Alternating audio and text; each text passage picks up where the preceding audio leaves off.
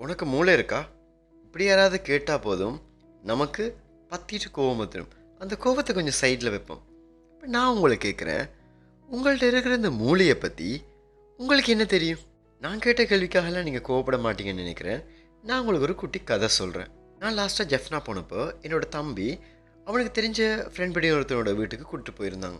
இப்போ அவங்க கூட்டிகிட்டு போன அந்த வீட்டில் ஒரு 40 வயசு இருக்கிற ஒரு அண்ணன் ஒருத்தர் இருந்தார். அவர் கையில் ஒரு ஐஃபோன் இருந்துச்சு. ஆனால் அவரோட தோற்றமும் என்னமோ ரொம்ப ஏழ்மையான ஒரு பர்சன் மாதிரி இருந்துச்சு. அப்போ நான் அவர்கிட்ட பேசிகிட்டு இருக்கும்போதே கேட்டேன், அண்ணா இந்த ஐஃபோன் உங்களுக்கு எங்காலன்னு.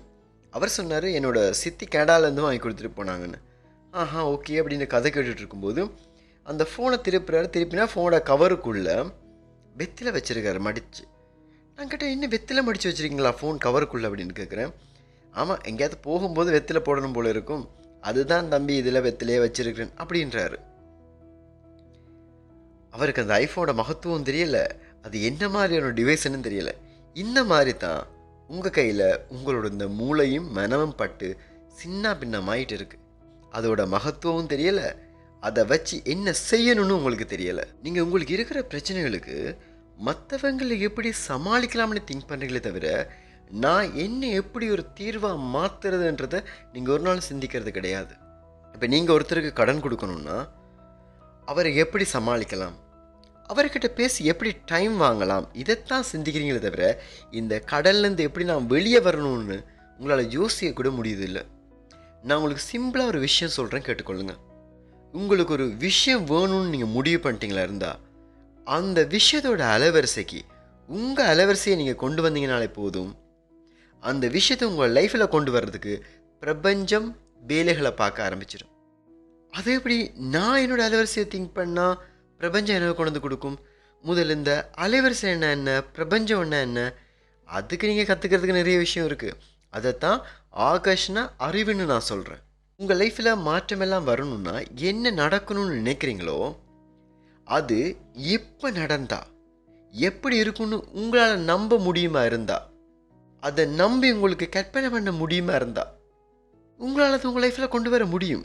ஆனால் இங்கே பிரச்சனையே அப்படி இன்றைக்கி இருக்கிற சுச்சுவேஷனில் நான் ஆசையாக உட்காந்து இதெல்லாம் கற்பனை பண்ண முடியுமான்றது தான், இல்லை என்னோடய மனசை இதை நம்ப வைக்க முடியுமான்றது தான். அப்படி இது அவ்வளோ ஈஸியாக இருந்தால் எல்லோரும் அவங்க லைஃப்பை மாற்றி இன்றைக்கி நல்லா இருப்பாங்க இல்லையா? அதுக்கு நீங்கள் நிறைய விஷயங்களை கற்றுக்கொள்ளணும். இன்றைக்கி விஞ்ஞானம் சொல்லுது, உங்களோட மூளை சிக்னல்களை அனுப்புகிறதும் சிக்னல்களை ரிசீவ் பண்ணுறதுக்குமான ஒரு டிவைஸன். அது வெறும் ரத்தமும் சதயமான பாட் கிடையாது. சும்மா யூடியூப்பில் போய் மூளை எப்படி உள்ள இயங்குதுன்றதை பாருங்கள். நீங்கள் நம்ப முடியாத ஆச்சரியங்களை எல்லாம் அது கொடுக்க காத்துட்ருக்கும். உங்களோட எண்ணங்களும் மன அமைப்பும் த மைண்ட் செட்னு சொல்லுவோம் இல்லையா, அதுவும் உங்களோட ஃப்ரீக்வன்சி உங்களோட அலைவரிசையும் எது சார்ந்து இருக்குதோ அது சார்ந்து தான் ஒவ்வொரு நாள் நிகழ்வுகளையும் நீங்கள் உங்களோட வாழ்க்கையில் ஈர்த்து கொள்கிறீங்க. அப்போ இன்றைக்கி நேற்று நடக்கிற இன்சிடெண்ட் எல்லாம் சும்மா அது பாட்டுக்கு வந்தது கிடையாது. ஒவ்வொன்றும் நீங்கள் உங்களோட ஃப்ரீக்வன்சி மூலமாக ஈர்த்து கொண்ட விடயங்கள் மாத்திரம்தான். இப்போ நேற்று ஒருத்தருக்கும் உங்களுக்கும் சண்டை வந்துச்சா, வேறு யாரும் காரணம் இல்லை, நீங்கள் ஈர்த்து கொண்டது தான். இன்றைக்கி உங்களுக்கு கடன் இருக்கா, நீங்கள் ஈர்த்து கொண்டது தான். இல்லை இன்றைக்கி நீங்கள் நல்லா இருக்கீங்களா, நீங்கள் ஈர்த்து கொண்டது தான்.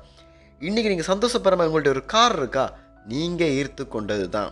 இங்கே உங்களோட அலைவரிசை எது சார்ந்து இருக்கோ அது சார்ந்து தான் உங்களுக்கு விஷயங்கள் கிடைக்க போகுது. நீங்கள் ஆசைப்படுற விஷயங்கள், உங்களோட தேவைகள், இதெல்லாம் உங்களுக்கு கிடைக்க போகிறது இல்லை. இப்போ உங்களோட அலைவரிசை பணம் சம்மந்தமான ஒரு பிளாக்கேஜில் இருக்குது. ஆனால் இன்றைக்கி உங்களுக்கு கமிட்மெண்ட் இருக்குது, வீட்டு வாடகை கட்டணுமோ, இல்லை கடனுக்கு ஏதோ காசு கட்டணுமோ, இல்லை பிஸ்னஸில் ஒரு சக்ஸஸ் வேணுமோ, இது உங்களுக்கு தேவையாகவும் ஆசையாகவும் ஏதோ ஒன்று இருக்குது. ஆனால் அதுங்க உங்களோட அலைவரிசை பணத்துக்கு பிளாக்கேஜாக ஒரு அலைவரிசையை வச்சுருந்தீங்கன்னா அங்கே எந்த வழியிலுமே உங்களுக்கு பணம் வராது. இன்னும் உங்களுக்கு ஈஸியாக புரிகிற மாதிரி ஒரு உதாரணம்னு சொல்கிறேன். இப்போ நீங்கள் உங்களோட அலைவரிசை மிளகா சார்ந்து இருக்குது, ஆனால் உங்களுக்கும் மாம்பழம் சாப்பிட்ணுன்னு தான் ஆசை. ஆனால் இங்கே என்ன வரும், மிளகாயத்தான் நீங்கள் ஈர்த்துக்கொள்வீங்க. ஆனால் மிளகாயை இன்றைக்கி சாப்பிட முடியாது. மிளகாய் சார்ந்து உங்களோட அலைவரிசை இருக்கிறதால நீங்கள் மிளகாயத்தான் ஈர்த்துக்கொள்ள வேண்டியிருக்கும். அதுதான் உங்களுக்கு கிடைக்கும், அதைத்தான் நீங்கள் சாப்பிட வேண்டியும் இருக்கும். அலைவரிசை எப்படி மாற்றுறன்ற தெரிஞ்சுக்கொள்கிறதுக்கு டிஎம் பண்ணுங்கள். உங்களோட அலைவரிசை எப்படி இருக்குது, உங்களோட மைண்ட் செட் எப்படி இருக்குது, அதை எப்படி மாற்றிக்கொள்ள முடியுன்ற வழிகளை நான் உங்களுக்கு சொல்லித்தரேன்.